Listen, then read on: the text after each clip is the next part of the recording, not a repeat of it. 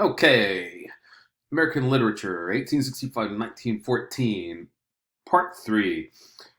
We left off talking about the different kinds of characters that emerge in fiction after the Civil War. Unheroic soldiers is the one that we left on before. Prostitutes and fallen women, I'll go back to that for a second. That's coming into play a lot more because you've also got women advocating for their right to vote and to live independently of men, um, and the continuing growth of American feminism. All these put pressure on the established order of the patriarchy, male-dominated, male-governed society and wealth. So prostitutes and fallen women in some ways become morality tales or cautionary tales. You know, this is what happens if you just don't get married and settle down, have kids, and be nice. Or I guess the word would be docile. Now, unheroic soldiers, returning to that character type, becomes a very important type of character in American fiction during this period. And part of this is due to the fact that it is coming off of the most lethal American war in American history, more so than World War II or World War I, the Civil War. 600,000 Americans died in that war, and that's a huge number. So that really makes people question war in general. And to talk about the Civil War, there are all kinds of other reasons why it was so horrific. Military technology really outstrips American generals' and ability to organize and prepare and strategize for such a war. And so you have people getting just mowed down by more advanced gunnery and artillery. The other thing that happens in the Civil War is that you do get a lot of people who do survive but are in brutal pain for a very long time, lose limbs. And, you know, this is a time before anesthetic. If you were way well off at the beginning of the war, maybe you got something like ether before they amputated. But most people, they probably got, you know, a shot of whiskey and a hacksaw.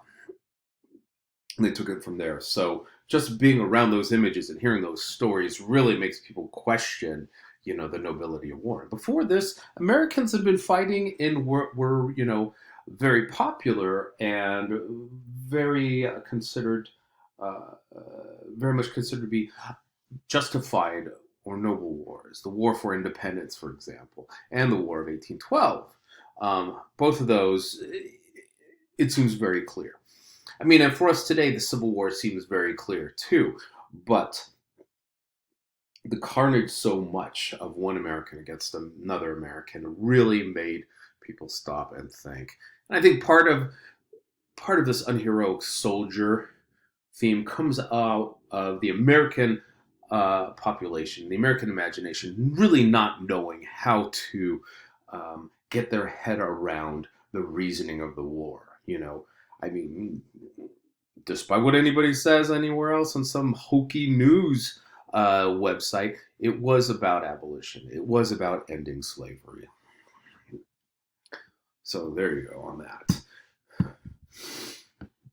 Other big important part of growing the American literary marketplace is that newspapers, magazines, and journals are churning out faster and faster than ever before.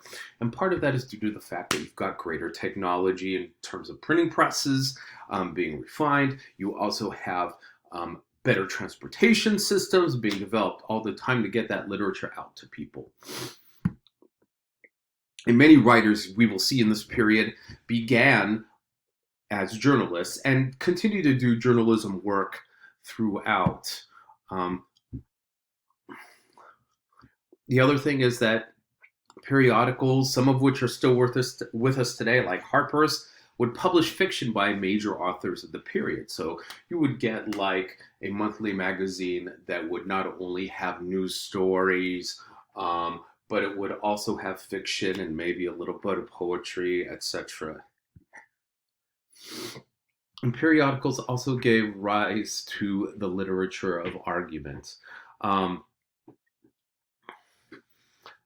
so that would be writings in burgeoning fields of sociology and psychology, for example, and in a much older field of philosophy. And all of these literatures of argument in these fields, we're talking about exposure of injustices and horrific conditions in the United States, and also the desire to reform. So these new or revived areas of knowledge also help to boost and expand the literary marketplace. And what we will see is like also the very young field, academic field of psychology and sociology really inserting themselves into the writers of this period.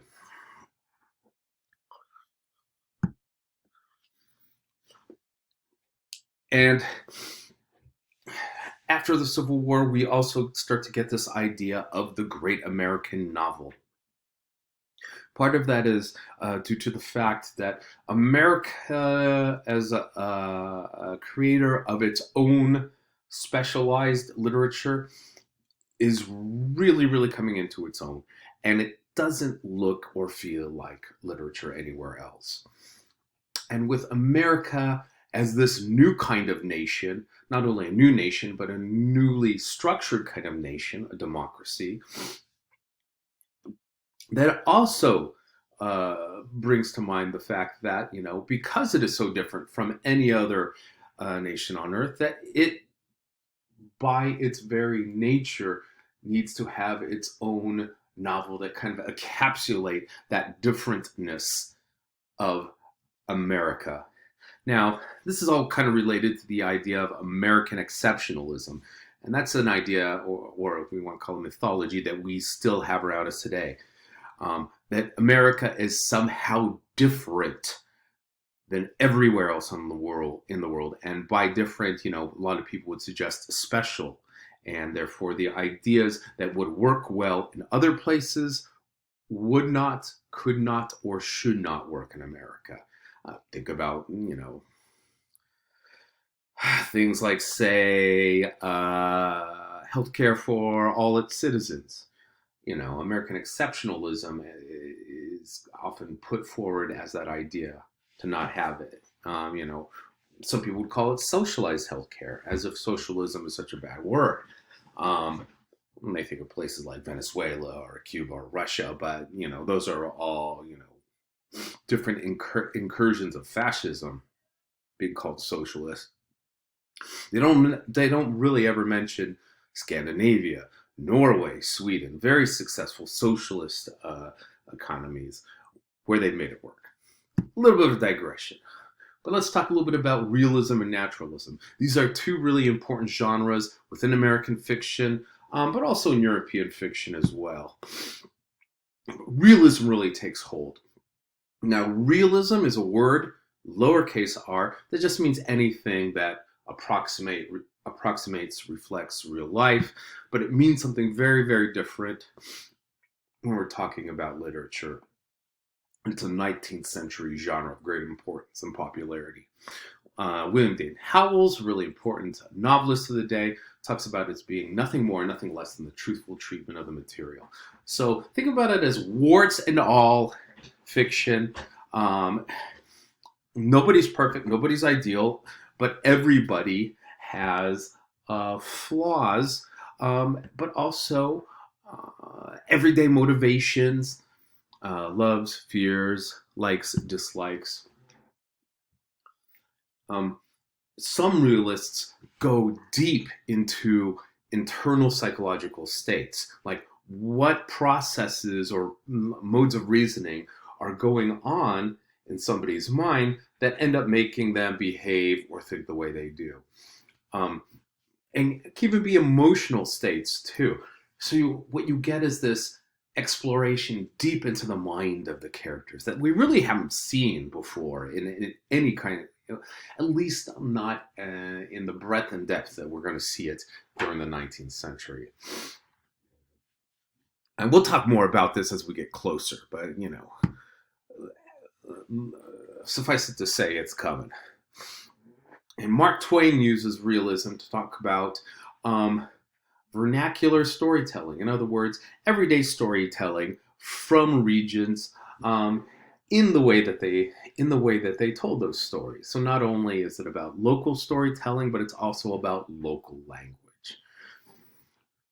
And again, this idea of reflecting real life, reflecting what's really processing in the mind, instead of making it super idealistic or spooky or whatever, really grips hold. I wonder if, do I need to say anything like this? Yeah.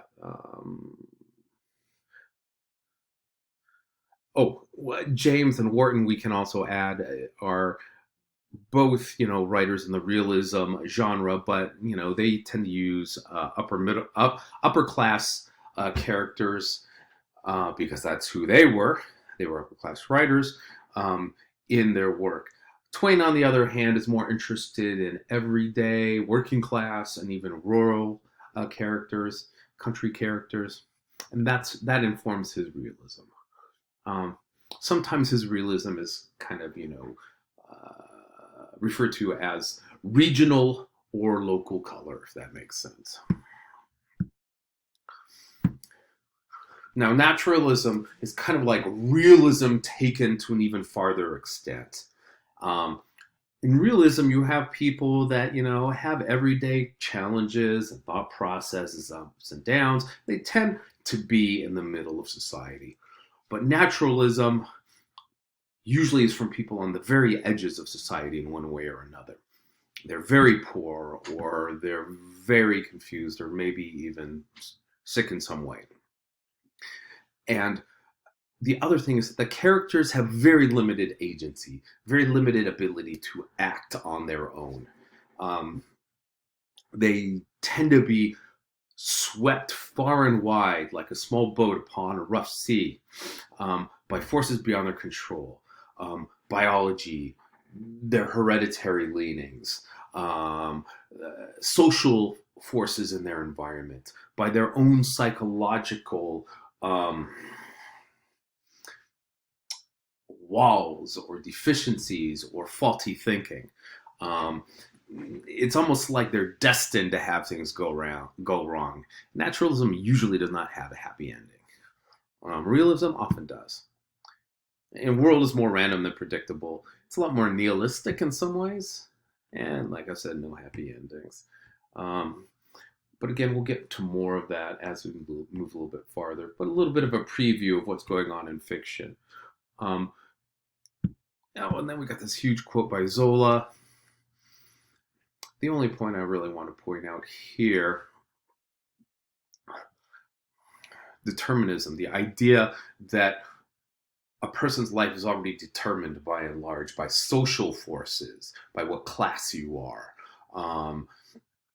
by what psychological forces are working upon you. Think about this. We know the word determinism too. We saw a version of that, 75A students, when we were talking about predestination, right? You were already on a track going to heaven or not going to heaven. So, what are the big themes that we should be thinking about throughout this semester? Civil War and its aftermath, the Reconstruction, modernization, industrialization, sexism and the rise of the new woman. We could put feminism in there as well, racism and the rise of civil rights, religion and increasing secularization, technological innovation, literary regionalism, the closing of the frontier, Native Americans and relocation, the politics of class, immigration and assimilation, and the rise of the metropolis or the urban centers. Now, keep in mind you should be taking notes during all of these videos that I put up. This is going to help you with your own paper writing process and your own journal entries as well. Coming up next will be Emily Dickinson.